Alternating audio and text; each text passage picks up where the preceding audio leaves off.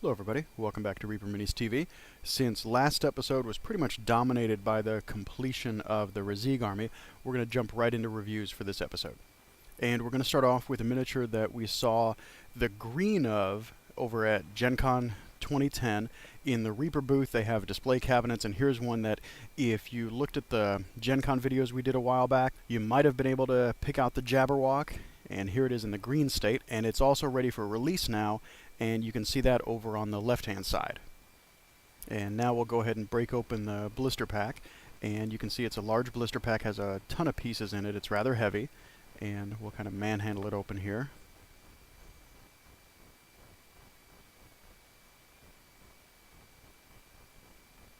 Alright, and now we've got it open.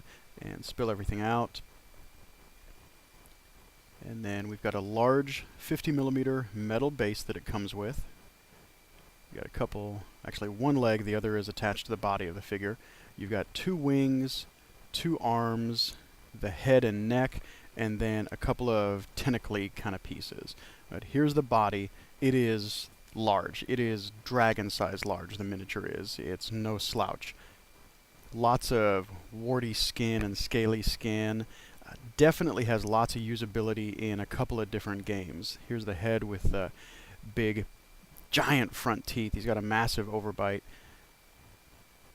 and that's going to fit down here into the neck area between the wings.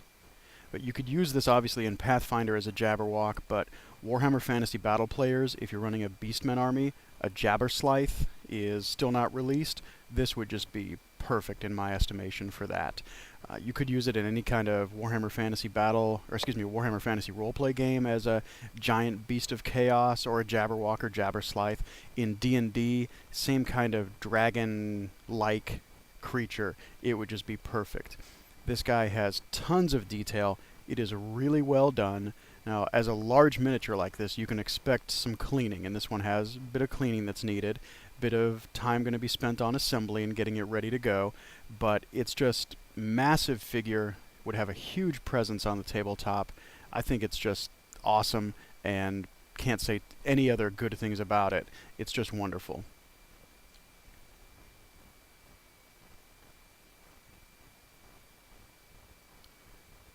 Got the arms that are going to fit into place pretty easily. Don't think you really need to do any pinning on the arms or the leg. You could if you wanted to, and it probably wouldn't be a bad suggestion, but overall the whole thing looks like it'll go together pretty easily and just be a great figure.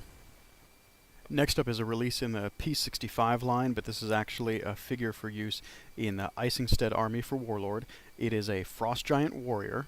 In the Isingstead army, there's actually two different varieties of Frost Giant warriors you can have in your army. One carries a spear, and that one has already been released, and you can see it here. And this is the new one. It carries a huge sword and what would be to him a dagger, but to any normal-sized miniature would be a two-handed sword easily. And we'll go ahead and break this one out of the blister also. And you can see it comes in a large blister, has large pieces in it, not as many as the Jabberwock though, but these are pretty sizable pieces and have a little less trouble getting this one open. And we've got 5 pieces and a plastic 40mm base that he's going to stand on. The bottom half of the miniature is the bottom half of the torso and the legs. Looks very similar to the one with the spear.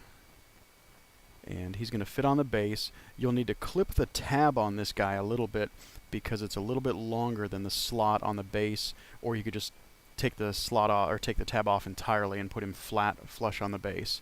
Here's how the top half fits on. And then this is the dagger sword, or dagger short sword for him, which would be a two-handed sword for anybody else. And here's his main weapon, just a massive sword that's the sword itself is probably as tall as an ogre. It's just huge, and you can see it's about as tall as he is. And then the head fits right in. Done in a very nice style, fits in with the rest of the Isingstead army. The swords look like they're carved either out of ice or maybe a hard stone or something like that. So it fits in with the style and presentation of the rest of the Isingstead army. I like this guy a lot. I didn't see the price on him yet, but the previously released one is $20, so I'd expect about the same for this one. Next up we have another large blister. This is for the Dark Reach army, the Dark Elf faction for Warlord, and this is a Shadow Demon. So we'll get him busted open. Look at all the pieces. We've got a total of 5 pieces plus the 40mm square base that make up the figure. The bulk of it is the body, torso, and legs of the model, and you can see it's got spines on the back. It's a very large piece. It's easily ogre-sized or larger, and the 2 arms are going to fit into place, one at the elbow joint and one up at the shoulder.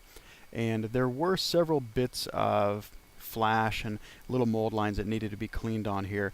With a model this size, like I said, ogre-sized or actually a little bit bigger, I don't think that's unexpected at all.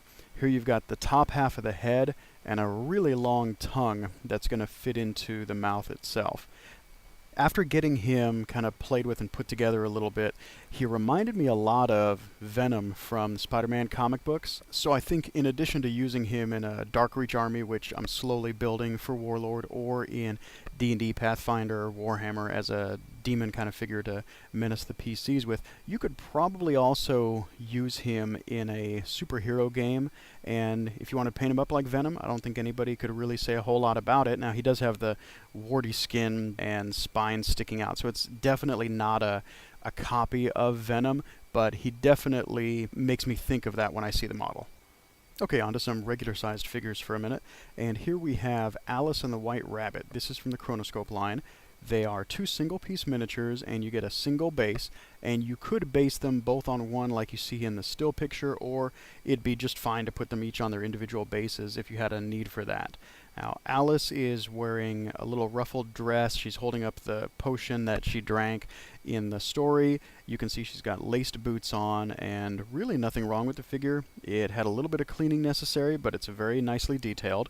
The rabbit, to me, is more the star of the pair here. He's got a little walking stick and a pocket watch in one hand, and it just looks really, really cool. I think that main uses for the pair will probably be in a diorama or something like that, but there's a convention game called Warlord in Wonderland that a guy runs at Gen Con and at various different conventions. I think I've seen him at ReaperCon too, where he could probably get some good mileage out of this pair of figures. So they look very good, very well detailed. I think your use may be a little bit limited on them, but they're very cool.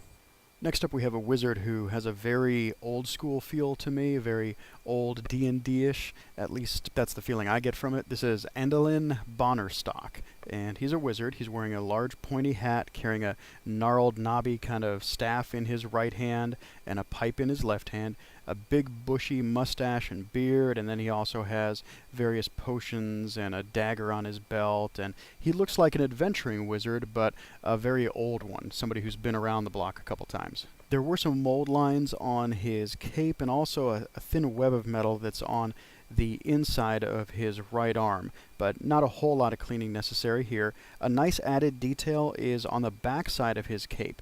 The stitching, or what might be decorative stitching, that if you had a cape and you wore it around, it would have decorative stitching down on the bottom of it. That's been sculpted in, so it'd be very easy to paint those in just to have some extra flavor to the model. And you can see those decorative stitchings have also been sculpted in around the cuffs of the cloak that he's wearing.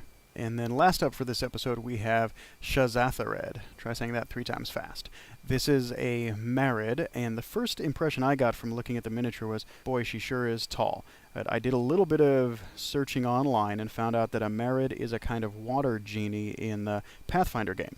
This is a single-piece miniature, so the painted version you see in the picture here was painted by Ann Forster, one of Reaper's extraordinary painters. That little jet of water that's coming off of her left hand does not come with the miniature. There was some cleaning needed on the miniature, but this was mostly limited to some mold lines on the sash and the clothing that she's wearing. So since there are a lot of curves and folds to it, just be extra careful when you're cleaning up the model. And I think her mostly intended use as some kind of genie is perfect for the figure.